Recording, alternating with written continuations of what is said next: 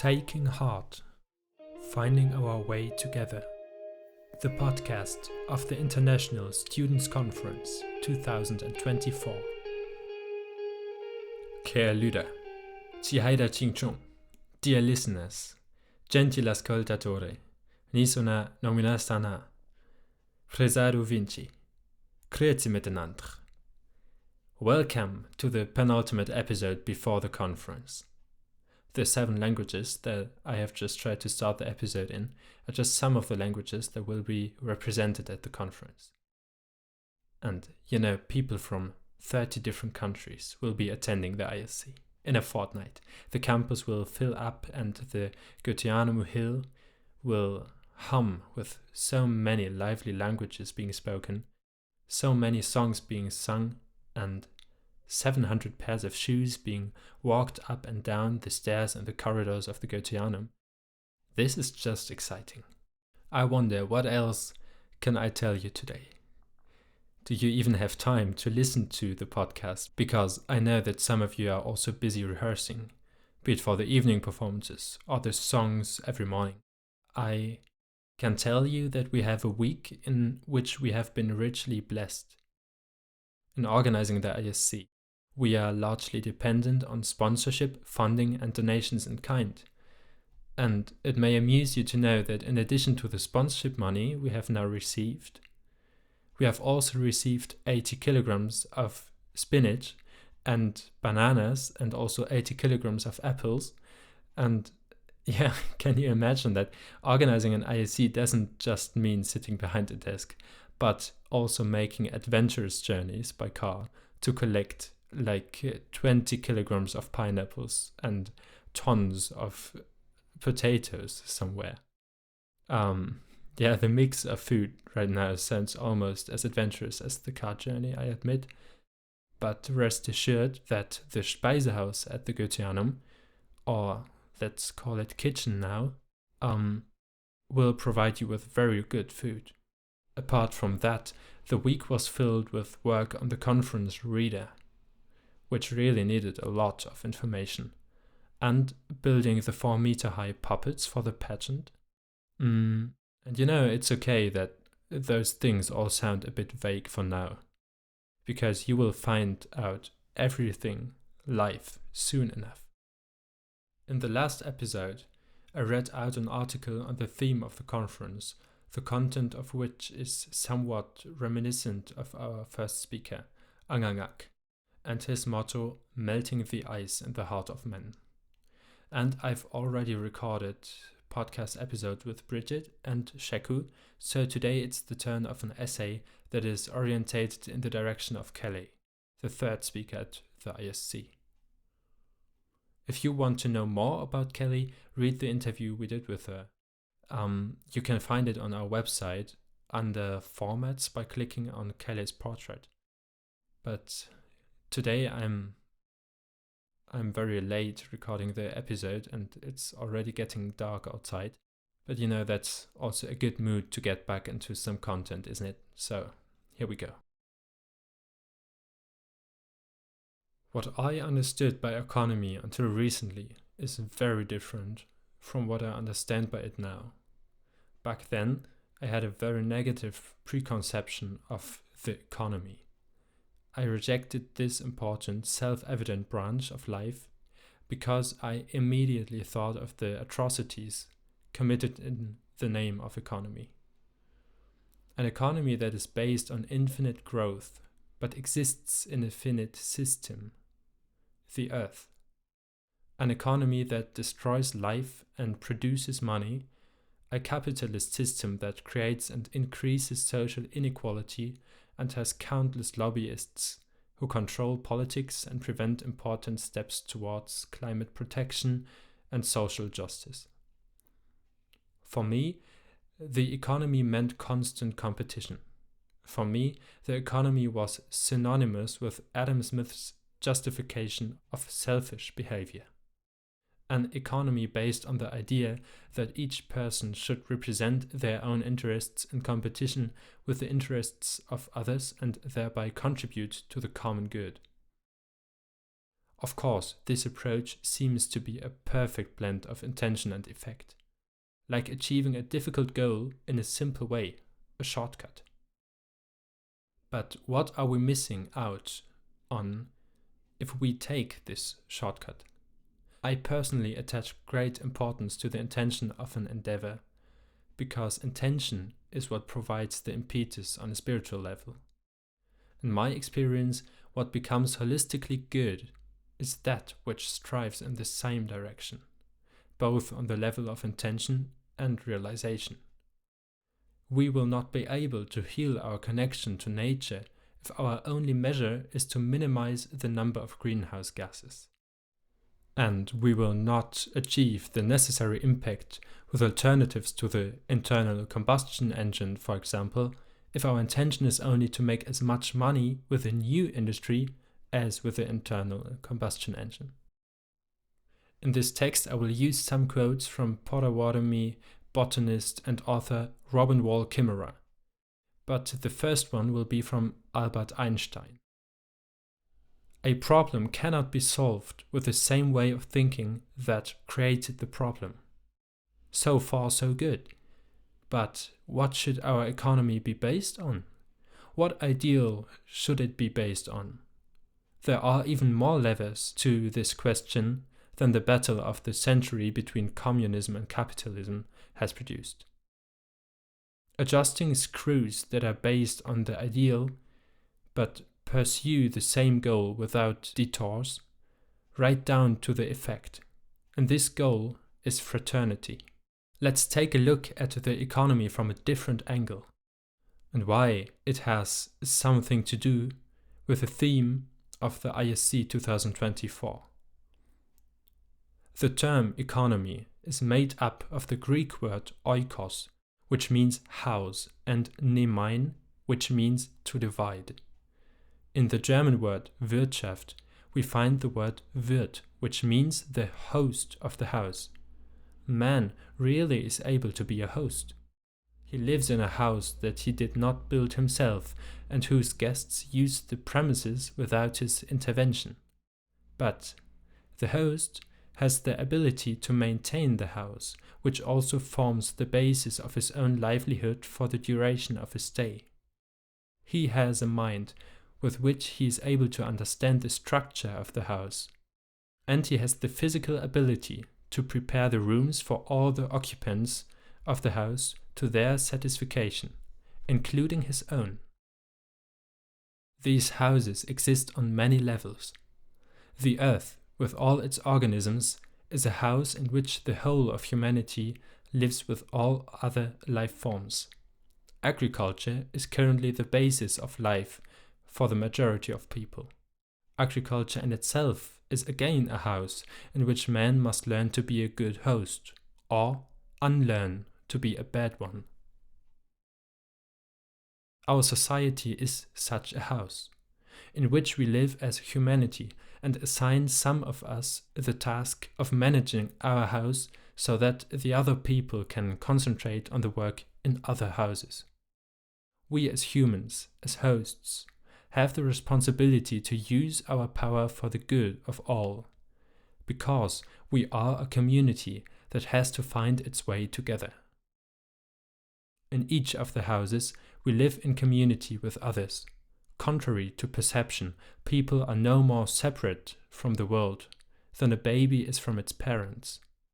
It may be that humanity has the status of a teenager, shutting itself away in his room, exposing itself and its family to its developmental problems. Philosophers call this state of isolation and separation loneliness of the species, a deep, unnamed sadness that arises from alienation from the rest of creation, from the loss of relationship. But the 21st century is the time in which we must grow up. And part of growing up is taking responsibility for your family, for the earth, that is our home, and taking our profession, that of host, seriously. Community is also the intention that Kelley Buhles establishes in her work as a philanthropist. She questions outdated models of doing business with money and sees community-based processes as not just a nicer way of working, but a way that can lead us to a better destination. Kelley? It is important to recognize that the quality of giving and indigenous wisdom has long known the true nature of gift money and its role in building community and relationships. Philanthropy has much to learn from indigenous knowledge. That's a quote from her. In my last text, I spoke of a market where, when we shop, we are not allowed to pay and all gifts are given, and of the resulting awareness of the value of things.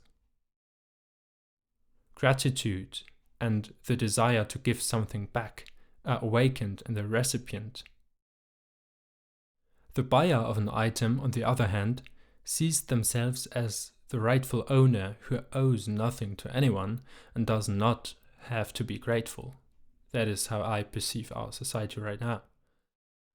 Regardless of whether we are buyers in the short term or the recipients of gifts as humanity, we trade in gifts because we buy nothing from the earth and give nothing back to it. This imbalance is poisoning our economy down to the last detail. Robin Wall Kimmerer knows how to get to the heart of the matter. Each person, human or no, is bound to every other in a reciprocal relationship. Just as all beings have a duty to me, I have a duty to them. If an animal gives its life to feed me, I am in turn bound to support its life. If I receive a stream's gift of pure water, then I am responsible for returning a gift in kind. An integral part of a human's education is to know those duties and how to perform them. And on the position of the giftee that humanity finds itself in, Mrs. Kimmerer says elsewhere, "We are showered every day with gifts, but they are not meant for us to keep. Their lives is in their movement, the inhale and the exhale of our shared breath. Our work and our joy is to pass along the gift and to trust that what we put out into the universe will always come back." This is where the rupture lies, which also leads to the great imbalance in our society. We do not act according to the maxim of the good life for all, not according to an economy for the common good, not according to the principle of fraternity, which should permeate economic activity to its very core. The fraternal economy, which has a global reach, is one of the pillars of Rudolf Steiner's threefold social order. The legal life, which is based on the principle of equality and has its sphere of influence in the democratic state, and the spiritual life, which is anchored in the freedom of the individual, complement each other. What happens when the instability of one of these pillars prevents the stability of the others is also aptly summarized by Mrs. Kimmerer using the image of the Wendigo, an evil spirit from Algonquin mythology. Modern capitalist societies, however richly endowed, dedicate themselves to the proposition of scarcity. Insufficiencies of economic means is the first principle of the world's wealthiest peoples. The shortage is due not to how much material wealth there actually is, but to the way in which it is exchanged or circulated. The market system artificially creates scarcity by blocking the flow between the source and the consumer. Grain may rot in the warehouse, while hungry people starve because they cannot pay for it. The result is famine for some and diseases of excess for others. The very earth that sustains us is being destroyed to fuel injustice. An economy that grants personhood to corporations but denies it to the more than human beings. This is a Wendigo economy. It is a balance that we must achieve, a balance in each of the countless houses and between these houses, in the great house of our earth, a balance that we have disturbed, but whose healing offers us the opportunity to take a necessary spiritual step in our development. Action on behalf of life transforms. Because the relationship between self and the world is reciprocal, it is not a question of first getting enlightened or saved and then acting. As we work to heal the earth heals us. This balance that we must seek is not a passive state of rest for us, humans freed from the rules of nature. Finding a balance between giving and taking requires work. It is a Potawatomi rule of harvesting and hunting, never to kill the first animal you come across on the hunt, never to cut down the first maple you come across, because it could be the last. And even the last ones are not taken. I don't want to live in an economy based on fear, and I'm not talking about the fear of having too little, because the healthy earth gives us in abundance. I'm talking about the fear of being forced into selfishness. And what is the strongest proponent of selfishness? The fear for oneself. Instead of such a vicious circle, I see a courageous community that follows the principles of solidarity economy, social threefolding, the economy for the common good, and indigenous wisdom, and takes care of each other, that takes heart and recognizes interdependence. Mycorrhizal fungi can form fungal bridges between individual trees, so that all the trees in a forest are connected to each other. These fungal networks seem to redistribute the wealth of carbohydrates from tree to tree. As a kind of Robin Hood, they take from the rich and give to the poor, so that all trees have the same carbon surplus at the same time. They weave a web of reciprocity, of giving and taking. In this way, the trees all act as one because the fungi have connected them together, surviving through unity. All flourishing is mutual. Soil, fungus, tree, squirrel, boy. They are all the beneficiaries of reciprocity. Are we also dependent on fungal organisms that distribute our prosperity? We would not even be able to realize this. What trees achieve with the help of fungi, we have to achieve with our own abilities as hosts. If gift and responsibility are one, then the question is, what is our responsibility? The same as the question, what is our gift? It is our task, the human's task, to choose, and his responsibility is to choose the right thing. His abilities lie in the economy, as in the community, and in his free spiritual life. So let us take these thoughts and Kelley Buhles' lecture at the ISC as an opportunity to become clear about what kind of economy we want to choose. Thank you so much for listening. We will see each other next week. Bye bye.